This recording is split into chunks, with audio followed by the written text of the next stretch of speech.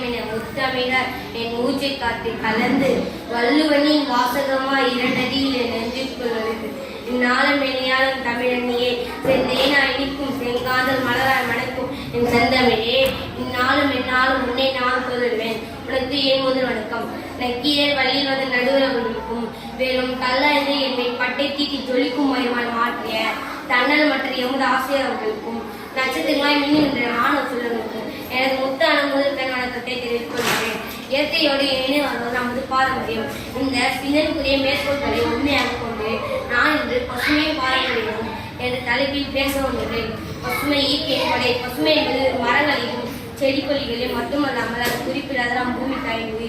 நம் சுவாசிக்கும் ஒவ்வொரு துளி நீரும் நம் அருந்தும் ஒவ்வொரு துளி நீரும் இயற்கை நல்லதுதான். ஆனால் நாம் என்ன செய்கிறோம்? காடுகளை அழித்து ஆறுகளை மாசுபடுத்தி சுற்றுச்சூழலை சீரழிக்கிறோம். இந்த அழிவில் இருந்து நம் பூமியை காக்க வேண்டியது நாம் ஒவ்வொருவரின் கடமை.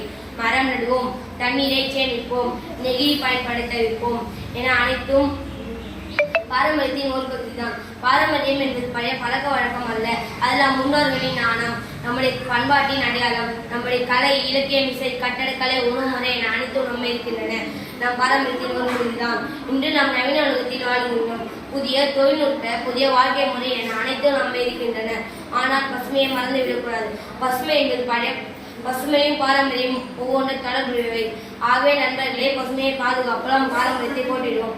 பசுமையை பாதுகாப்பலாம், பாரம்பரியத்தை போட்டிடுவோம். புதிய எதிர்காலத்தை உருவாக்கிடுவோம். இயற்கை அளித்த கொடையாம் பசுமை, இதே கத்த புற்றுமாம் பாரம்பரியம். பசுமை பாரம்பரியம் காத்திடுவோம், நம் பாரத தேசத்தை உறுதிடுவோம். பசுமை பாரம்பரியம் காத்திடுவோம், நம் பாரத தேசத்தை உறுதிடுவோம் என்று கூறி வாய்ப்பு கொடுத்ததுக்கு நன்றி தெரிவித்து எனது உரையை நிறைவு செய்கிறேன். நன்றி, வணக்கம்.